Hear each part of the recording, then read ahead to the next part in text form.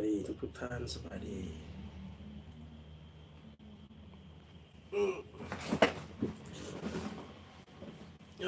พอกันมันเป็นมือวันจันทร์เนาะวันจันทร์ขออนุญาตเตรียมความเรียบร้อยก่อนมื้อนี้มือวันจันทร์เลยตอนเที่ยงเนาะสบายดียามเที่ยงมาทานเนาะมื้อนี้มาบอกกันคือเก่าเนาะหลังจากเมื่อวานมื้อซืนวานนี่บ่ได้ปล่อยมื้อซืนเนาะ ได้ปล่อยเพลงเสพสดสุดหนึ่งไปเนาะมีหลายเพลงเติมเนาะคือสิขับอยู่กับผู้ที่กำลังเปิดฟังเนาะแต่มันบ่ขับกะมันมีบอลตะมิแบบใดเนาะก็เว้ากันเนาะใต้คอมเมนต์ก็ได้เนาะอีกอาทิตย์หน้าเนาะอาทิตย์หน้าก็สิมีเพลงเสพสดปล่อยยาวๆเนาะประมาณเกือบชั่วโมงแหละเนาะเกือบชั่วโมงอาทิตย์หน้าเนาะมีเป็นงานนมัสการพระธาตุอิงหังเนาะเสพตัวนี้ผมมีภาพประกอบเลยฟังเบิ่งเนาะก็ได้มันบ่คักก็ซอยคอมเมนต์บอกแน่บ่แม่นว่าสิกินลาบผู้เดียวจักสิเข้มจักสิยังบ่จักเนาะคันหมู่บ่ติแน่เนาะก็ได้มันบ่คักบ่แน่ก็ติกันเด้อพี่น้องบ่ได้มาปรับปรุงหมู่ซั่นซะเนาะสบายดีทั้ง4ท่านมาก่อนหมู่เนาะสบายดีจักมาทางใดเนาะทั้ง4ท่านอยู่ก่อน ติมคอมเมนต์ให้เด้อพิมพ์ใต้คลิปนี่จะอยู่ทางไหนมื้อนี้เอามาลมกันเกี่ยวกับไม้เนาะ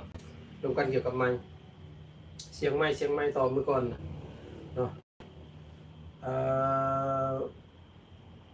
มาเบิ่งเกี่ยวกับไม้เบิ่งวิธีใช้เบิ่งหยังมาแน่เนาะว่าเฮาสิใช้ว่าได้มีเกณฑ์ไม้มีหยังแน่นะก็ไม้ มันมีไม้ลอยเนาะไม้นี่ก็มันมีหลายแบบเนาะไม้ลอยไม้ฉายเนาะ2 อันก็ว่าหลายและ2คือเมื่อเนาะครับมื้อนี้เฮามีไม้ไม่ชัวร์ you are CD บวกเนาะ you are CD บวก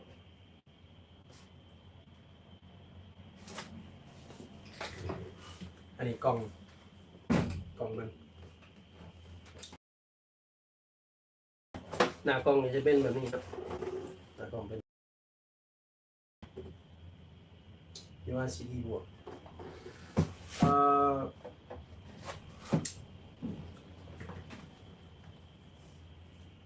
เอามาเบิ่งวิธีจูนเนาะจูนไม่ได้จังหวะจังสั้นเนาะอันนี้สีแกะไปนำแล้วก็ว่าวไปนำเด้อเนาะเป็นยังคือจูนเนาะไปมีปีหนึ่งประเสริฐงานอาดอีกครั้งมีห้านขายของแก้มทั้งแถวนั่นแหละแถวเดินสนามตลาดแหละบ่ฮู้ว่าอยู่บ้านไหนเนาะคลื่นไม้มันมาชนกันเวลาเขานั่นน่ะเทศไม้เนาะบ่ฮู้ว่าเสียงร้องใช่บ่เขาอยู่วงดนตรีเสียงหวาวอยู่เนาะเสียงร้องคาราโอเกะบ้านนี้ไม้คือสิแม่นซื้อออกไปหานเป็นรุ่นเดียวกันที่เขาใช้อยู่เนาะมันก็เลยคันแบบนั้นแหละคันเราจูนบ่เป็นเลยเอาละเนาะมันจะสิปิดไม้ไว้ตัวนึงเนาะแต่หลายคนก็สิเป็นนั่นแหละเนาะวิธีจูนไม้น่ะมันบ่ยากปานใดดอกนี่แหละ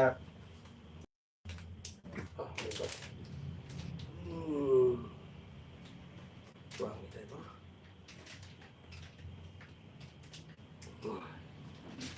เก็บอุปกรณ์ออกมาก่อน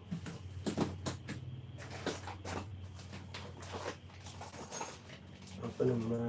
เป็นตัวอย่างเนาะ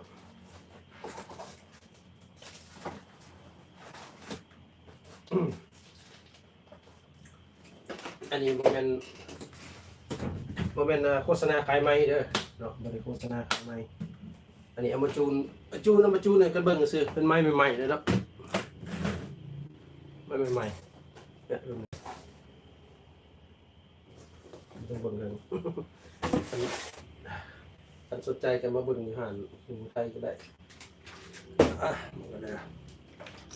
แกะก่อนนี่ใหม่ๆแกะเอายางมาก่อน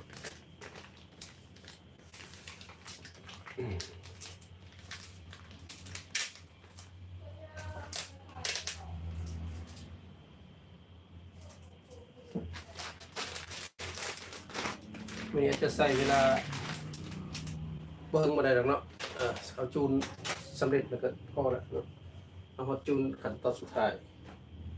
วิธีจูนไม้หลายคนก็จูนเป็นอยู่หรอกเนาะหลายคนก็จูนยังบอกเป็นเนาะจูนบอกเป็นก็มันเป็นเรื่องบางครั้งมันก็จะเป็นเนาะบางครั้งมันก็สิบ่จะเป็นเลยทีการจูนไม้ก็คือเขาเอากันนะเนาะกันมันขึ้นมันถักกันเนาะมันก็สิได้จูนนั่นแหละแนวมันก็ได้อันนี้มันทางหลังเนาะทางหลังมีหูเสียบไฟ12 โวลต์580 มิลลิแอมป์เสียบ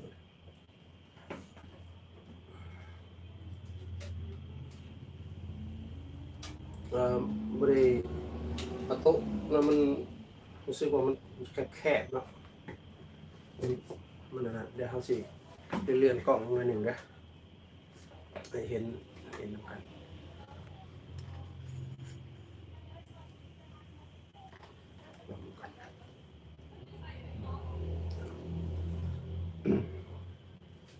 เสียบไฟก่อน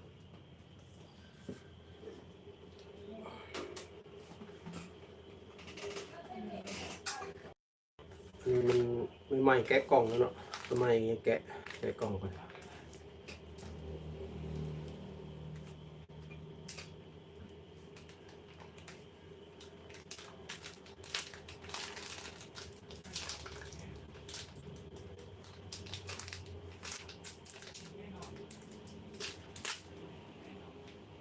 มีหลายคน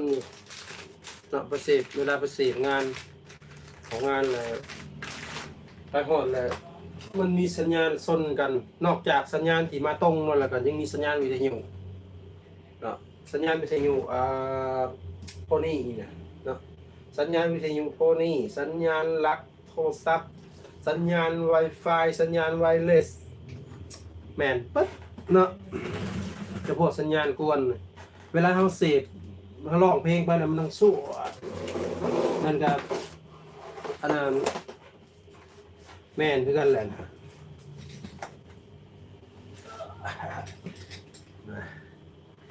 เอาแบบสดๆเลยเป็นพวกมันเป็นรายการสดนะอะไรสดมีอะไรผิดพลาดก็ต้องขออภัยมาตรฐานที่ติดตามรับชมในปัจจุบันเนาะ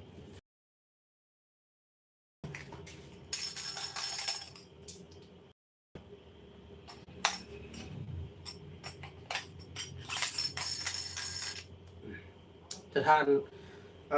เขามาว่าวิธีใช้เบื้องต้นมันก่อนเนาะทานเนี่ยนำใส่ทานคุณภาพสูงเนาะราคาสิแพงนิดนึงเราสิบอกว่าหลายคนสิเข้าใจอยู่ว่ายี่ห้อยังเนาะมันมีราคาประมาณ60 กว่าพันเนาะเฮ็ดให้เฮาไม่เฮานานเพเนาะมานะเฮ็ดให้ไม่นานเพแล้วก็เสียงดีถ้าเฮาใส่ฐานตัวดีๆเนาะอันนี้แม่นอาจจะมีในหลักการหรือบ่มีในหลักการบ่เข้าใจเนาะแต่ว่าข้าพเจ้าอันนี้เป็นประสบการณ์ล้วนๆเนาะมาบอกสู่กันฟังเนาะเพื่อสิฮู้นี่ใส่มาเป็น10 ปีเลยเนาะอันนั้นวิธีหนึ่งวิธีที่2โตนี่โตหัวไม้กับไม้นี่บ่ให้ใส่ไกลกันเนาะหลายคนเอามาใส่เป็น100 เมตรเวลาเขาใส่ไกลปานนั้นแหละ1เปลืองถ่าน2ตัวไม้มันเพเนาะเพราะว่ามันต้องใส่กำลังส่งที่ใกล้เลยเนาะเสียงก็อาจจะบ่ชัดเจนสำหรับมันอยู่ใกล้เนาะมันก็คล้ายๆคือกันกับเฮาต่อสายลำโพงเนาะเวลาเฮาต่อฟังใกล้ๆ1-2 เมตรเสียงดีคันเฮาต่อไปจะ400-500 เมตรเสียงมันจะค่อยลงแล้วก็มีการดีเลย์กันอีกเนาะ2ระหว่างนั้น สายเนาะเพราะมันมีคอนตาดเลยอันนี้ก็สิคือกันเวลาเวลานั่นน่ะไม่มันส่งสัญญาณเนาะมันไกลเป็น100 เมตรหรือ60 เมตรนะมันก็จะเห็นให้ระบบเอ่อส่งมันหลายเห็นให้นะมันเปลืองแบตนะลองง่ายๆจ้ะเพราะฉะนั้นเนาะแต่ที่นี่เรามาเบิ่งวิธีจูนก่อนเนาะตัวนี้มันเปิดอยู่นี่เนาะผมเปิด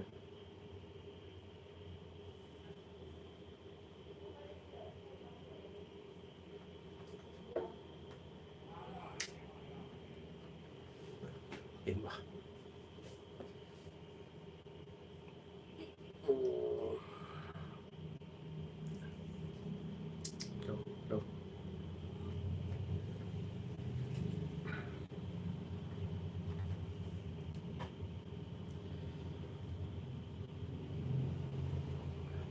เราจะเห็นเลข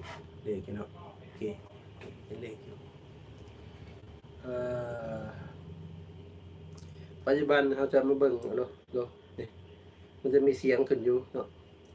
64164100เลขตัวนี้ก็มันจะขึ้น641000ที่กันเนาะ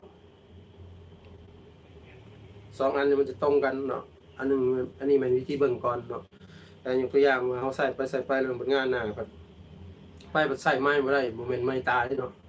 อันนี้บ่แม่นไม้ตายมันมาเบิ่งเลขนี่มันก่อนว่าเลขตัวนี้กับเลขตัวหัวคุมนี่มันถือกันบ่เนาะเลขหัวคุมกับเลขนี่ถือกันบ่เนาะเอามากวดมาก่อนเขามาถือกระจูนเนาะวิธีจูนมันบ่ยากหรอกเขามาสังเกตเบิ่งในหน้าของไม้เนาะมันจะมีตารีโมทอยู่ในนี้เนาะแล้วก็ตัวนี้ก็สิมีตัวหับรีโมทอยู่ในนี้เนาะในเครื่องมันของไม้ซัวมันจะเฮ็ดอยู่2หม่องเนาะอันนึงเฮ็ดอยู่หม่องนี้อัน2เฮ็ดอยู่หม่องนี้อยู่2บอนเนาะกันบ่ได้ทางนึงก็เอาทางนึงเนาะบางอันมันสิแนมเห็นเลยเนาะอันนี้เราลองง่ายมาก่อนเนาะง่ายขึ้นมาก่อน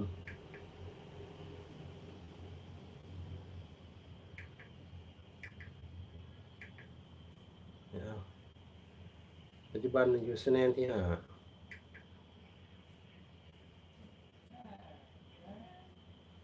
ลองเอาตัวนี้ใส่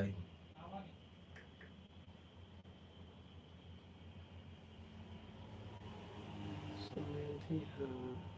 ห้องแหวน641250ลบลบลบลบลบลบ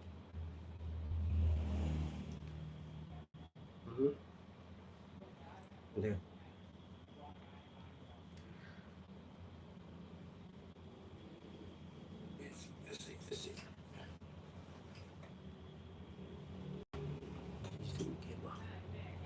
อื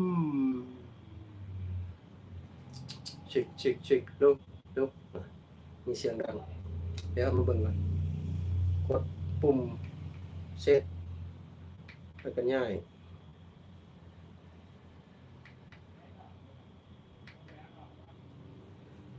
เลขมันแล้วก็กดปุ่มนี้แล้วเอาตารีโมทมาแปะไว้อยู่นี่เนาะคนยิงรีโมทไหม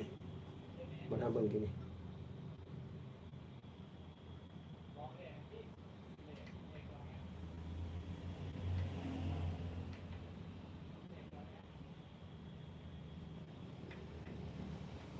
เวลากดปุ๊บมันจะมีแสง68เนี่ยสัญญาณมันอยู่นี่นะเราสังเกต เวลากด IR ปุ๊บกด IR ปุ๊บมันจะมีตารีโมทปุ๊บเนาะเราก็เอาตัวนี่หน้าจอตัวนี้เอามา ให้มันยิงจูนใส่กันเนาะระหว่างตารีโมทกับตัวนี้เนาะเลขมันจะตกเนาะแต่นี่เวลานั่นแหละมันจะมีหูเสียงไว้เนาะมีหูเสียงไว้เนี่ยลบมันจะบ่มีเสียงขึ้นมาเนาะ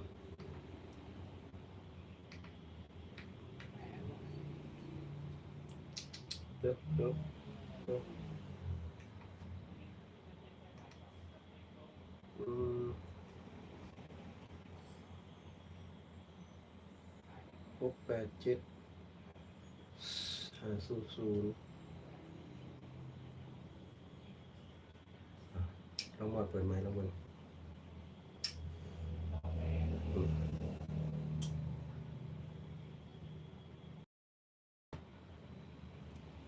เช็คเลิกเลิกเลิก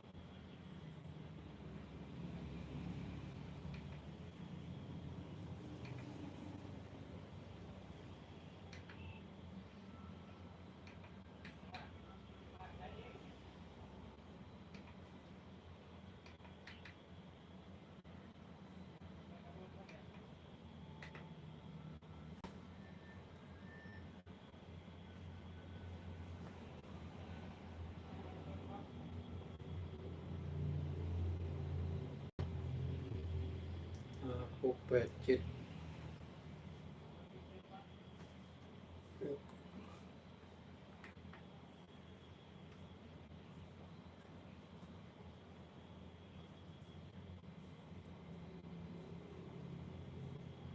750687,750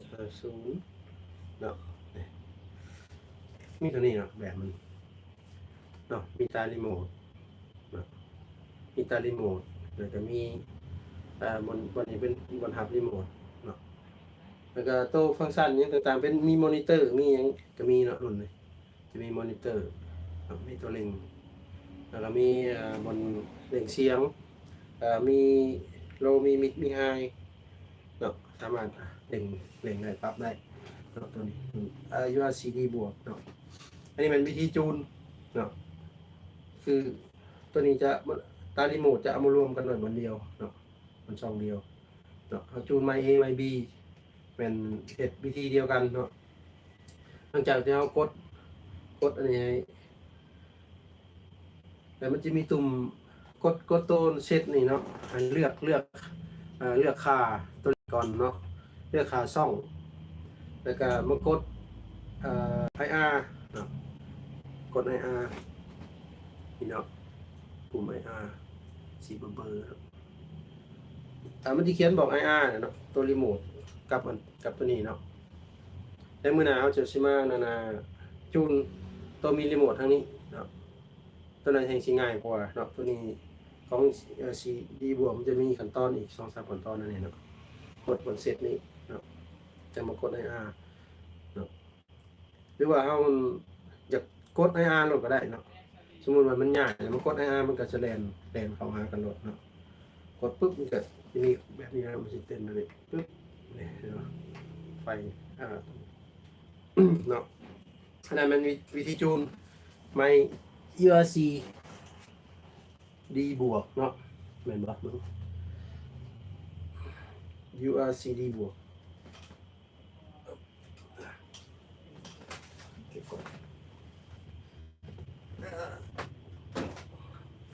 แต่มันยังมีไมค์อีกหลายแบบอีกเนาะไมค์ เอ่อ UR4D ธรรมดา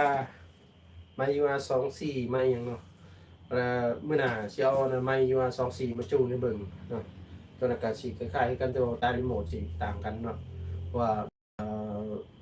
ช่วงเที่ยงนี่ก็ไผก็อยากพักผ่อนเนาะว่าสิเอามาให้เบิ่งทั้ง2รุ่น มันสิ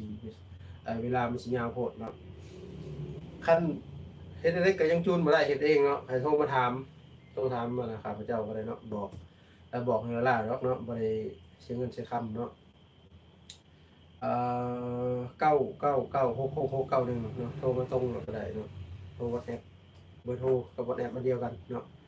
เพราะฉะนั้นเลยการจูนไมค์เนาะมันก็เป็นบ่จำเป็นก็คือจำเป็นเนาะก็คือเขาเว้ากันนะบางเทื่อเขาไปเสพอยู่บนนี้เพิ่นมีสัญญาณแทรกจ้าก็มีกันขึ้น UHF นอกจากสัญญาณที่มันมารบกวนเอ่อมันจะมีสัญญาณอีกแบบหนึ่งจูนนี้ก็บ่ได้เนาะ ตัวมื้อนั้นไม่ยังบ่ผ่านบ่ฮู้ว่ายังหาสาเหตุบ่ได้เนาะเพราะว่าเอ่อมันมีเท่าเดียวเท่านั้นแหละตั้งแต่หลายปีมาเนาะไปสิจูนอะไรก็บ่ได้นะข้างจูนบ่ได้หนึ่งจูนบ่ได้เอ่อ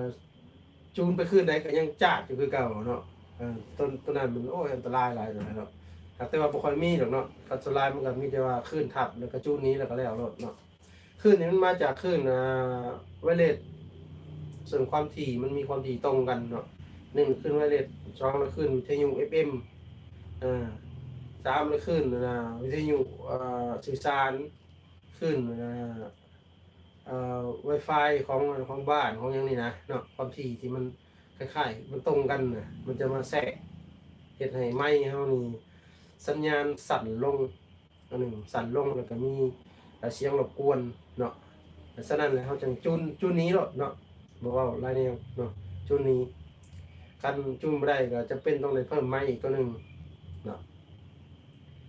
แล้ววิธีจูนไมค์เนาะอันนั้นแม่นเอ่อสำนั้นเนาะสำหรับมื้อนี้เนี่ยมันขอลาประทานทุกท่านขอให้มีสุขภาพแข็งแรงเนาะมื้อหน้าจะมาพอกันอีกจะมาเว้าเรื่องUR อีหยัง